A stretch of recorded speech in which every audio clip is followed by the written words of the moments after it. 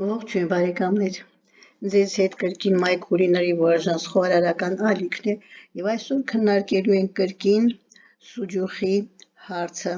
շարոց սուջուխ ընկույզով։ Հարցը այսպիսին է. երկրորդ սորտի ալյուրի դեպքում ընկույզով շարոց սուջուխը կչորանա թե չի չորանա։ Կարճ պատասխան. միայն ալյուրի երկրորդ սորտ լինելը ինքն իրեն խնդիրը չի լուծում։ Եթե հիմա շարոց սուջուխը կպչուն է ու չի չորանում, պատճառը սովորաբար այլ տեղ պետք է փնտրել։ Ինչու շարոցը չի չորանում։ Հիմա մանրամասն։ Ամենատարածված պատճառները. ալյուրը հում է մնում, շարոցը պետք է լավ եփվի, որ օսլան ամբողջությամբ ժելատինանա, եթե կես եփված է, կպչուն կմնա։ Երկրորդը, ջրի հարաբերակցությունը շատ է, շատ ջուր արագ չի չորանում, շաքարի մեծ քանակը, խաղողի հյութը կամ ավելացրած շաքարը խոնավություն են պահում։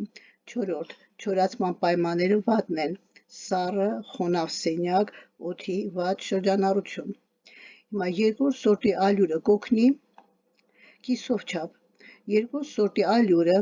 ավելի շատ թեփ ունի իր մեջ, երկրորդ սորտի ալյուրը ի տարբերություն բարձր տեսակի ավելի քիչ է մշակված, զտված, այն իր մեջ պարունակում է ցորենի թեփի մնացորդներ եւ հատիկի արտաքին շերտի մասնիկներ։ Մի քիչ արագ է կպնում, բայց եթե շարոցը լավ չի եփվել կամ շատ ջուր կա, երկրորդ սորտն էլ չի փրկի։ Ինչն է ավելի վստահ արդյունք տալիս։ Եթե ուզում եք, որ հաստատ չկպչի ու լավ չորանա, լավագույնը եգիպտացորենի օսլան է, կամ կես ալյուր, կես օսլա տարբերակ։ Գործնական խորհուրդ.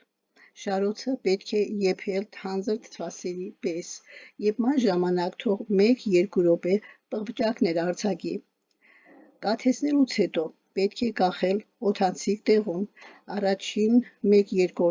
օրը մատով չդիպչել, որպեսզի կեղև կապի։ Ճշգրիտ ու փորձված հաստատ չափաբաժիններ, որ շարոց սուջուխը չկպչի ու նորմալ չորանա, ընկույզով դասական տարբերակն եմ ներկայացնում։ Լավագույն տարբերակը ճշգրիտ ու փորձով հաստատված չափաբաժիններով 1 լիտր խաղողի հյութի համար եգիպտացորենի օսլա 9-ից 100 գրամ, շաքար, չավելացնել, եթե հյութը քաղցր է, մեխակ դարչին ըստ ցանկության։ Հարաբերակցությամբ շարոցը հաստատ չի կպչում եւ լավ է չորանում։ Եփելու կարևոր պահ. օսլան լուծել սառը հյութի մեջ, դրեք կրակին ու անդադ խառնելով հասցրեք եռման աստիճանի, պետք է 1-2 րոպե եռա, պետք է թանձրանա ու փայլի։ Ալյուրով տարբերակ, եթե օսլա չունեք, 1 լիտր հյութի համար ալյուր լավ մաղած 130-ից 150 գրամ, երկրորդ սորտը կարելի է, բայց պարտադիր լավ եփել։ Խնդիրը այստեղ որն է լինում։ Ալյուրով շարոցը հաճախ կես եփված է մնում, ներսից խոնավ է, արդյունքում կպչուն ու չչորացող սուջուխ։ Ինչ անել, որ աշխատի։